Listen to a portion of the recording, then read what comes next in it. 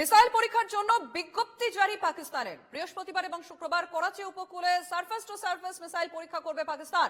নয়াদিল্লির গুরুত্বপূর্ণ দ্বিপাক্ষিক চুক্তি স্থগিত, কূটনৈতিক সম্পর্ক হ্রাস এবং পাকিস্তানি নাগরিকদের জন্য ভিসা বাতিল করার পরেই এই পদক্ষেপ পাকিস্তানের। সীমান্তে সামরিক তৎপরতা পাকিস্তানের এবং পুরো পরিস্থিতির দিকে কড়া নজর রাখছে ভারতীয় সংস্থাগুলি, খবর প্রতিরক্ষা সূত্রে।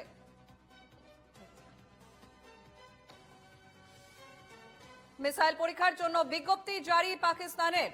সীমান্তে সামরিক তৎপরতা পাকিস্তানের, পরিস্থিতির দিকে কড়া নজর রাখছে ভারত।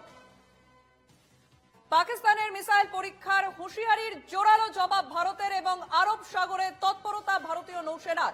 যুদ্ধজাহাজ আইএনএস সুরত থেকে মিডিয়াম রেঞ্জের মিসাইল ফায়ার করলো ভারতীয় নৌসেনা এবং সফলভাবে লক্ষ্যে আঘাত হেনেছে মিসাইল। বিবৃতি দিয়ে এমনটাই জানালো ভারতীয় নৌসেনা। ইতিমধ্যেই আরব সাগরে পৌঁছে গিয়েছে আইএনএস বিক্রান্ত এবং মুম্বাই সহ উপকূলীয় এলাকাগুলিতে বাড়ানো হয়েছে নজরদারি। মুম্বাই পুলিশকে সমুদ্রে নজরদারি বাড়ানোর নির্দেশ দিয়েছে মহারাষ্ট্র সরকার। ক্রমেই পারদ চড়ছে আরব সাগরে। পাকিস্তানের মিসাইল পরীক্ষার হুঁশিয়ারির জোরালো জবাব ভারতের। যুদ্ধজাহাজ এআইএস সুরত থেকে মিডিয়াম রেঞ্জের মিসাইল ফায়ার করলো ভারত নৌসেনা এবং সফলভাবে লক্ষ্যে আঘাত হেনেছে সেই মিসাইল। বিবৃতি দিয়ে এমনটাই জানিয়েছে ভারতীয় নৌসেনা এবং ইতিমধ্যেই আরব সাগরে পৌঁছে গিয়েছে আইএনএস বিক্রান্ত।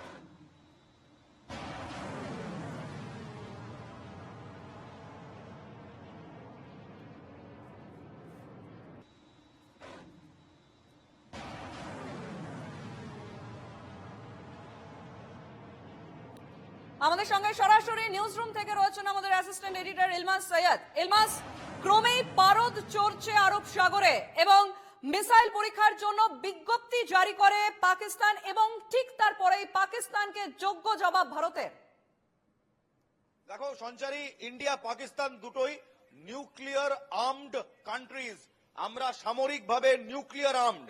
গতকাল ভারত 5টা স্যাংশন ঘোষণার পর এবং যে স্যাংশনস গুলো ডিপ্লোম্যাটিক স্কেলে বলা হয় ওয়ার টাইম স্যাংশনস, এই ওয়ার টাইম স্যাংশনস ঘোষণার পর পাকিস্তানের প্রথম জবাব ছিল তাদের সিকিউরিটি কাউন্সিল আজকে বৈঠক করবে, যে বৈঠক শুরু হয়েছে, এবং দ্বিতীয় জবাব ছিল তারা বলেছিল তারা করাচি পোর্টের কাছে একটি surface two surface missile test করবে নিয়ার করাচি পোর্ট।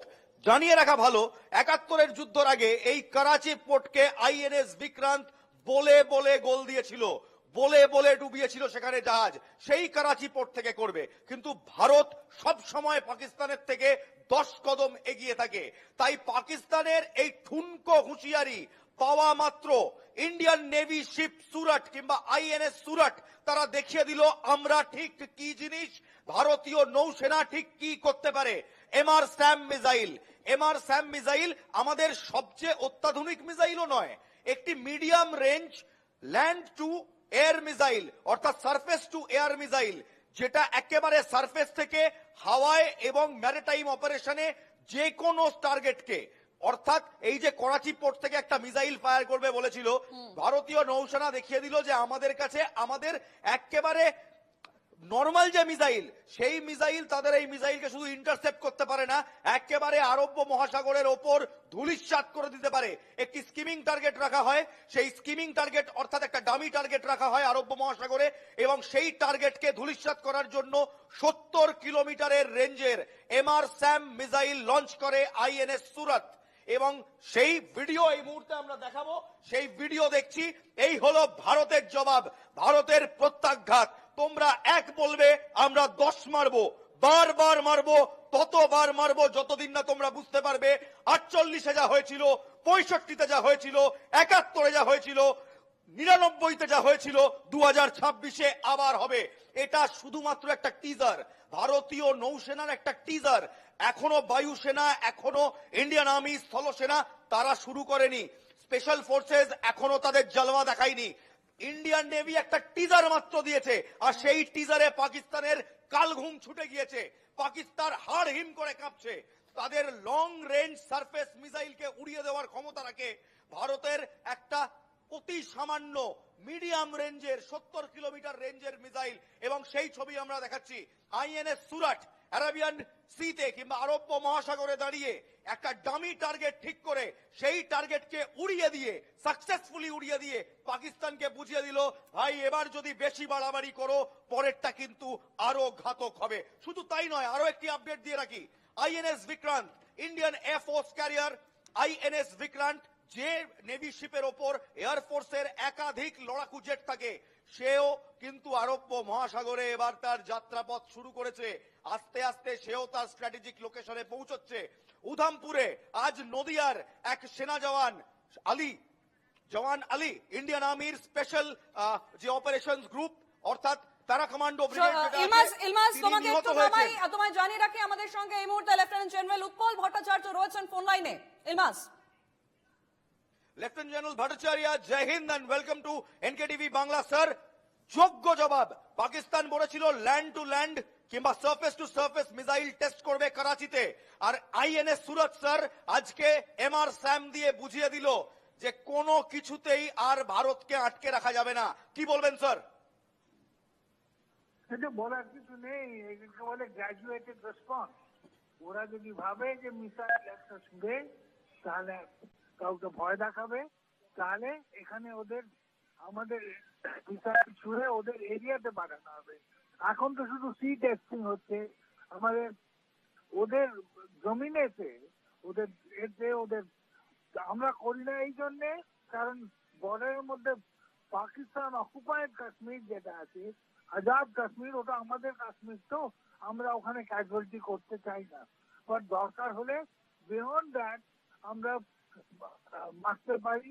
আমরা ওদের পাঞ্জাবে ওদের সিন্ধে যে দুটো ওদের আসল স্টেট, বাকি তো সব ছিন্ন ভিন্ন হয়ে যাচ্ছে, বালুচিস্তানও চলে যাবে আজকে না হলেও কয়েক বছরের মধ্যে চলে যাবে, সেই সব জায়গায় গিয়ে আমরা মেরে আসবো। কেন এখনো ওই নিউক্লিয়ার ওয়ারফেয়ারের ভয় দেখিয়ে আর থাকা যায় না। আমাদের নিউক্লিয়ার পাওয়ার আছে, সেই জন্য কিচ্ছু করবো না, সেই জন্য will keep on doing that 1000 কাট, এটা আর হবে না। কাজেই একেবারে জেনারেল ভট্টাচার্য এটা তো একটা টিজার মাত্র, ছোট্ট টিজার।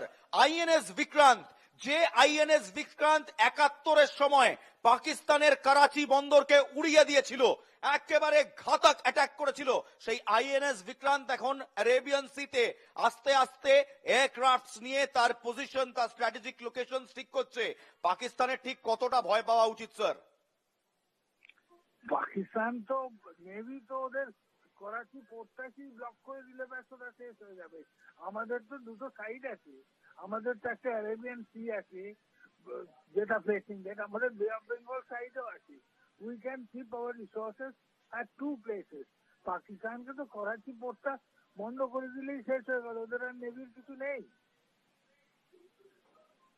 একেবারে ধন্যবাদ। লেফটেন্যান্ট জেনারেল উৎপল ভট্টাচার্য ছিলেন আমাদের সঙ্গে, প্রাক্তন war room chief lieutenant general Utpal Bhattacharya. এবং সঞ্চারী, তুমি শুনলে লেফটেন্যান্ট জেনারেল ভট্টাচার্য কি বললো, যে এই একটা পোর্ট, করাচি পোর্ট, 1971 সালে ভারতীয় নৌসেনা এই আইএনএস বিক্রান্তকে দিয়ে, বীর বিক্রান্তকে দিয়ে সেই সময় ভারতীয় নৌসেনা করাচি পোর্টের ধূলিসাৎ করে দিয়েছিল, এবং সেই সময় পাকিস্তান রীতিমতো হাঁটু গেড়ে ক্ষমা চেয়ে সারেন্ডার করেছিল।